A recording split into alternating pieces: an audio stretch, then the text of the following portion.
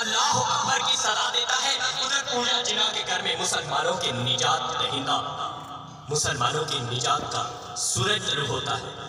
جی ہاں علی وقار، میں بات کر رہا ہوں قائد اعظم محمد علی جناح کی جی کہ جن کے بارے میں اقبال نے کہا تھا کہ ہزاروں سال نرگس اپنی بے نوری پہ روتی ہے، بڑی مشکل سے ہوتا ہے چمن میں دیداور پیدا۔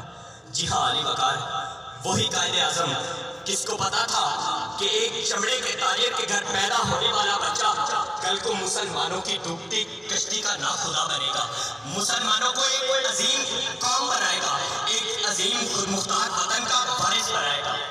جی ہاں علی وقار، اور پھر تاریخ عالم نے دیکھا کہ قائد اعظم تک کا سفر اس فہم و فراز اور عزم و ہمت اور لگن سے مزین تھا کہ دشمن بھی پکار اٹھے، ملت کا پاسباں ہے محمد علی جناح، ملت کا پاسباں ہے محمد علی جناح۔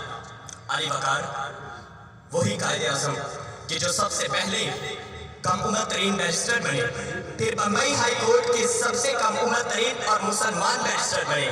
علی وقار، وہی قائد اعظم کہ جس نے انگریز سامراج کی آنکھوں میں آنکھیں ڈال کر اپنی اہلیت منوائی، ایک آزاد خود مختار وطن کا پاسباں بنایا، وارث بنایا۔ اور پھر علی وقار، محمد علی جناح سے قائد اعظم کا سفر ان سنہری الفاظ میں لکھا کہ مسلمان تو کیا، اہل عالم بھی پکار اٹھے کہ ملت کا پاسباں ہے محمد علی جناح، ملت ہے جسم چاہے محمد علی جناح، لگتا ہے جا کے ٹھیک نشانے پہ جس کا تیر، ایسی کری کما ہے محمد علی جناح۔ علی وقار، میرے قائد نے اپنی جان کی پرواہ نہ کرتے، اپنی صحت کی پرواہ نہ کرتے ہوئے ہمیں یہ وطن حاصل کر کے دیا۔ ایک طرف انگریز سامراج کی طاقت تھی تو دوسری طرف ہندوؤں کی عیاری، لیکن اللہ کے سپاہی نے اس عزم و ہمت کے ساتھ مقابلہ کیا کہ دشمن منہ دیکھتے رہ گئے اور پاکستان اس دنیا کے نقشے پر ایک عظیم مملکت بن کر ابھرا۔ لیکن علی وقار، کیا یہ ہے میرے قائد کا پاکستان؟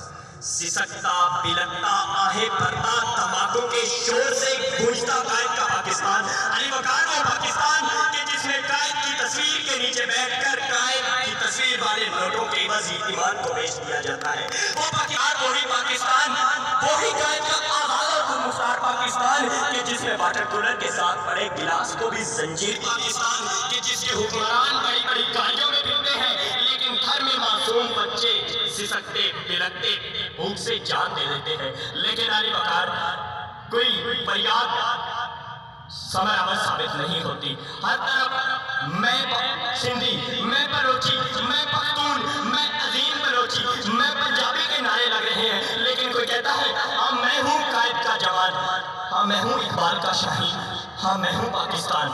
علی وقار، قائد کی روح تڑپ اٹھتی ہے، ہر گرے سر، ہر عصمت کی سلمی چاکت کے ساتھ روح قائد یہ سوال کرتی ہے کیا وہ چھیلا قربانیاں کم پڑ گئی تھی؟ کیا اس وطن کی آبیاری کے لیے گنگا اور جمنا کے پانی کو سرخ کر دینے والا لہو نہ کافی تھا؟ لیکن علی وقار، ایک ہی جواب دیا جاتا ہے، ایک ہی جواب سامنے آتا ہے۔ واقف ہے لٹیروں کے سب ٹھکانوں سے، واقف ہے لٹیروں کے سب ٹھکانوں سے، شریک جرم نہ ہوتے تو مخبری ضرور کرتے۔ علی وقار، اس محفل میں بیٹھا ہر شخص، میں، آپ، ہم سب قائد کی قصوروار ہے کہ ہم اس وطن کو قائد کا پاکستان نہیں بنا سکے۔ آج کے اس دن ہمیں یہ عہد کرنا ہوگا کہ ہم اس وطن کو وہی قائد کا پاکستان بنائیں گے کہ جس کا خواب شاہ مشرق نے دیکھا، کہ جس کی تعبیر قائد اعظم نے دی۔ علی وقار، وہی پاکستان کہ جس کے ہر ایوان میں ایمان، اتحاد، تنظیم اور اسلامی اصولوں کی گونج سنائی دے، اور جس کا ہر باشندہ واقعی میں اقبال کا شاہین اور قائد کا نوجوان ملت ہو۔ میں انہی الفاظ کے ساتھ آپ سے اجازت چاہوں گا۔ پاکستان زندہ باد، قائد اعظم پائندہ۔